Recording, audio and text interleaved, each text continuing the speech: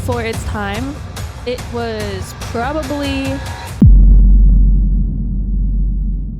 Hiya, I'm Aya, and we're gonna do a retro view of The Legend of Zelda: A Link to the Past. So just for a little bit of context, Link to the Past came out in 1992 for the SNES. This is the third Legend of Zelda game in the series, and it is considered the hallmark of the series, like one of the best games, the game changer, the, I don't know, holy grail, or some sorts, correct? When it comes to the game, we have played some on streams, obviously. And what have we determined from there? Well, that I'm just not a good gamer. It is not an easy game. If you don't have a guide up, it can be very tricky to figure out where to go. There are a lot of hidden things that you can find on accident or on purpose that will help you get some progress in the game where you need to go. The map is really nice where they have icons and stuff that say, hey, this is where you need to be, but there's not a lot of direction of like, use this button to do this, or use this button to do that. Since it was a 1992 game, obviously the graphics are not up to our 2024 standards, but I would have to say, when we get to our graphics section of our review, we will have some good things to say about it. What makes a video game good? That is the question. We have our typical categories where we talk about graphics, sounds, gameplay, controls, stories and characters, and if you can play it over and over again. So let's start out with our graphics as our first point to talk about.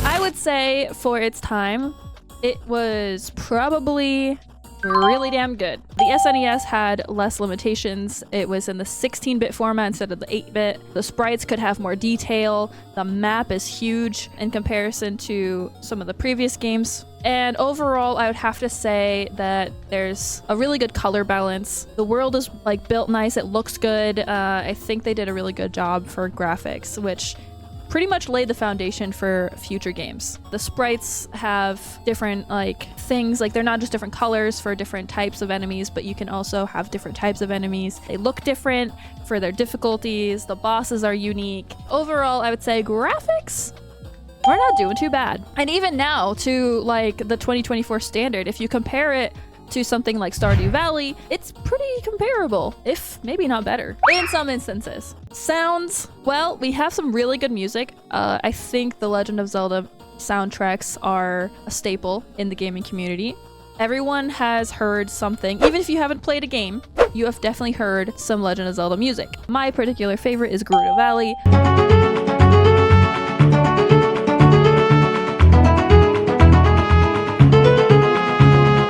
In the game itself, I liked that they have sound effects for like when you're going up or down stairs or ladders. The water, open up a door, it goes like ding.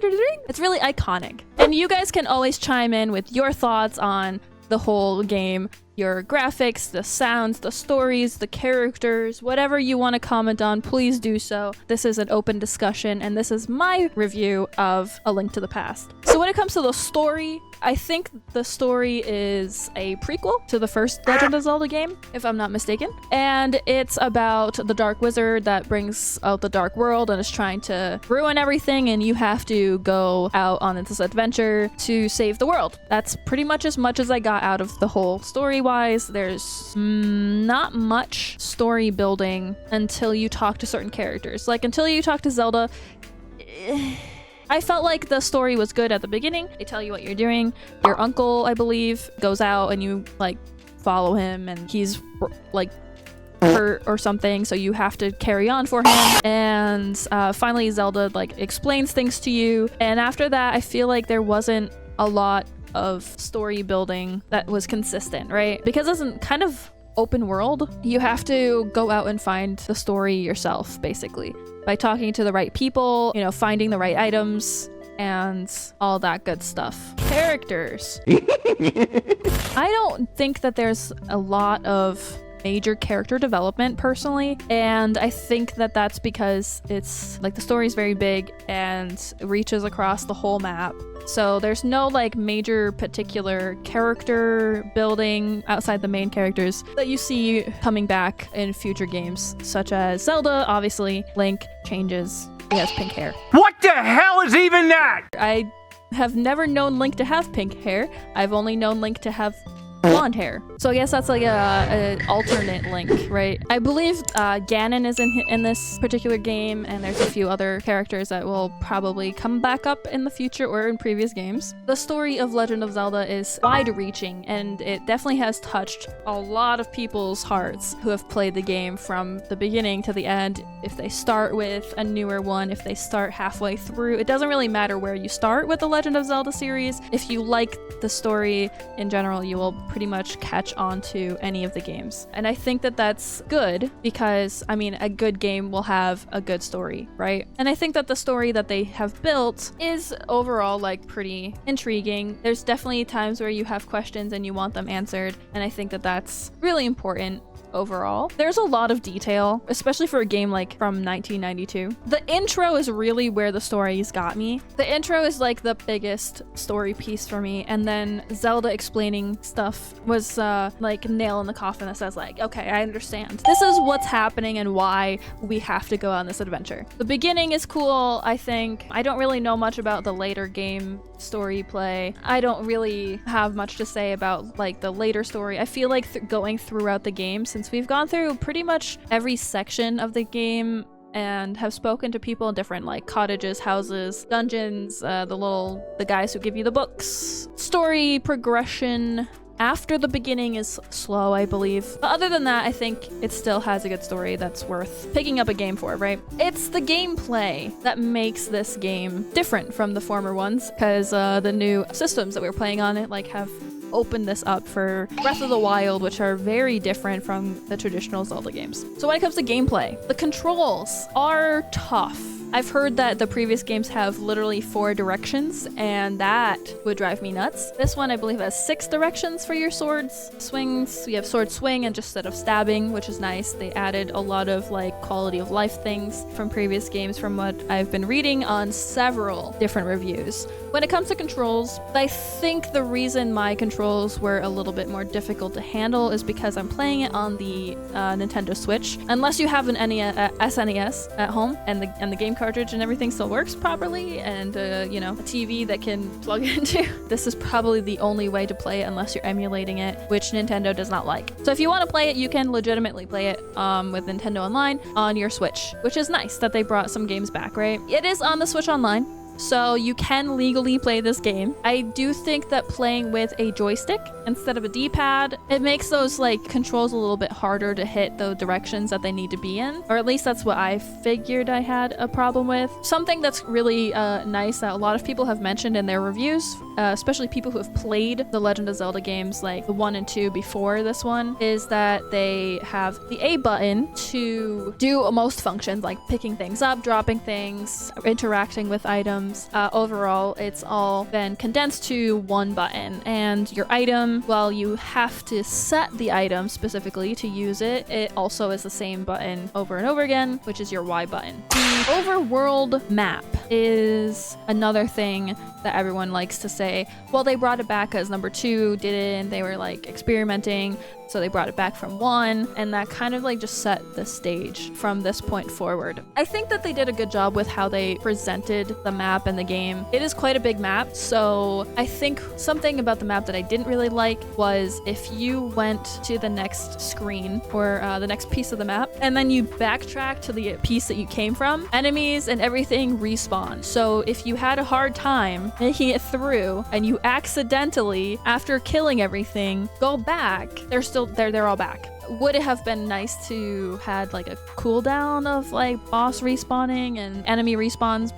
I think so. I think that would have been better. The limitations of the SNES might have been why they don't, and it's like map loading that respawns them. The other thing that I did not really enjoy was if you die, you can only restart from your house or the sanctuary.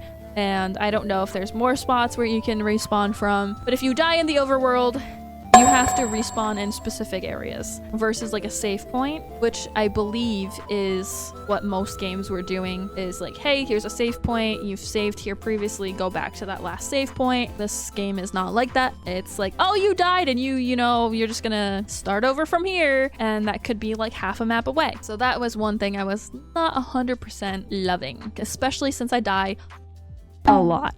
And by a lot, I mean like a lot.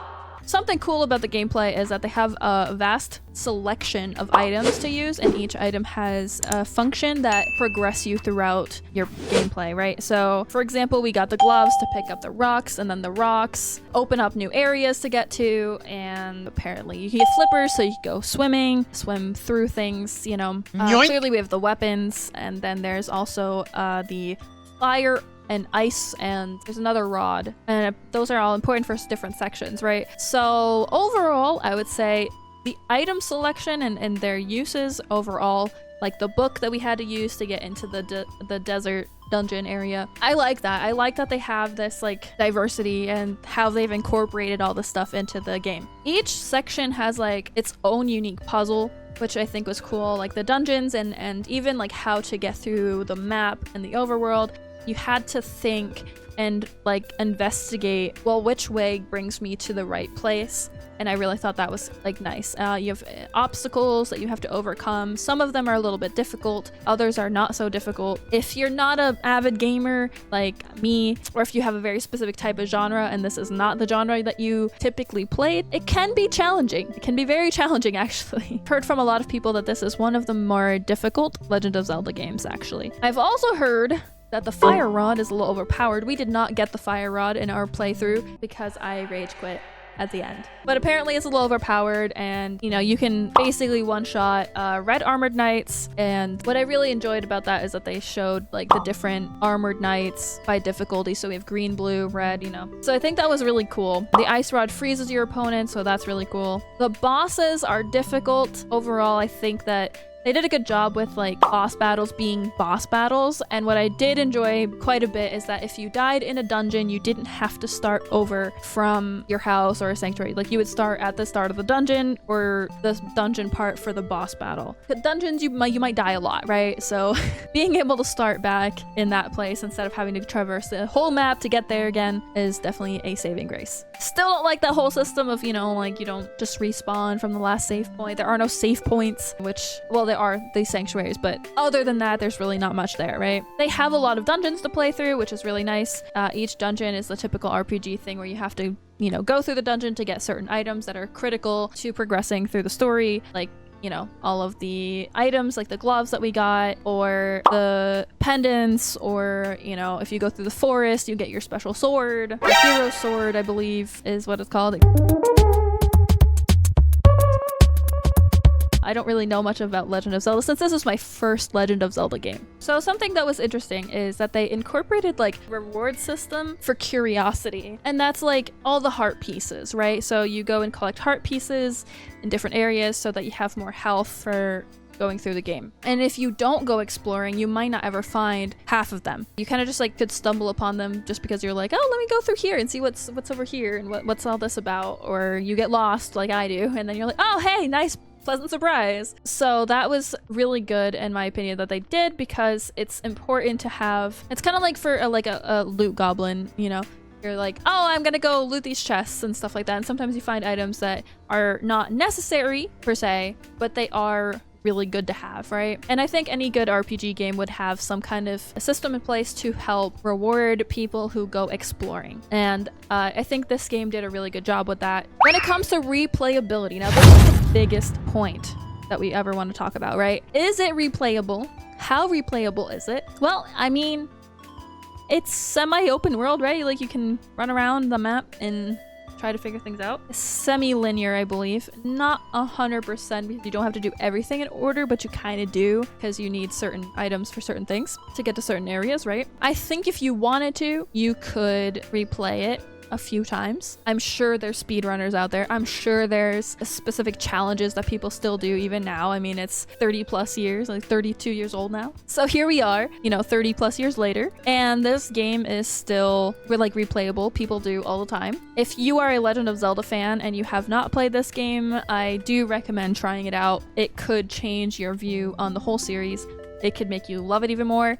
It could be a little bit frustrating. It can show you some differences that you may not have known about if you started later after this game, right? So overall, I do think it has some replayability. I don't think it's like something you would go back to unless you wanted either the nostalgia or the challenge or you have a specific like reason for doing so. I don't exactly know how long the game is, but I'm sure you could extend it if you wanted to. Like, oh, I'm gonna go on an absolute exploration, I'm gonna 100% this game. It's gonna take you a while. There are ways that you can soft lock yourself though, so be careful, and that's where some of the replayability will be forced, because you soft lock it, you know, you could just screw everything up. Or you just die and reset, you know, whatever. So let me give you my personal opinion of the game. I'm not the biggest fan, so I kind of found the game to be a little bit frustrating. It's definitely not easy because I didn't go and explore and get a bunch of hearts and stuff like that before going into certain things. I thought I died a lot faster than I probably should have. I found it a little bit difficult to hit enemies the way I wanted them to be hit. Like, I'm pushing this direction and my sword is not facing the right direction for whatever reason, or I'm like 2 pixels off. So I found that to be quite frustrating, and the resetting hurt my soul. But I do think it's a good game. I think that if you have more patience than I do, it could be very enjoyable. It is definitely a lot of people's favorites game, and I think that it warrants to be a lot of people's favorite game. Might not be my cup of tea, but if it's your cup of tea, knock yourselves out. Now, the biggest thing that we always talk about in Retroview is, did it stand the test of time? And I would have to say yes. Why? Because, I mean, the graphics aren't bad. The game is still challenging. I feel like this is going to be a timeless game overall. What do you think about The Legend of Zelda: A Link to the Past? Did you play it? Did you enjoy it? Did you play it back in the day? Did you play it as an adult or as a kid or both? Did you have different experiences? I want to know everything that you think about this game, whether it was good or bad, or you loved it, you hated it. I want to know. Also, if you wanted to subscribe to my YouTube channel, hit that like button, comment, you know, maybe comment a game that you'd like to have reviewed. It'd be much appreciated. And naturally, this will conclude our retro view, and I will see you all very soon.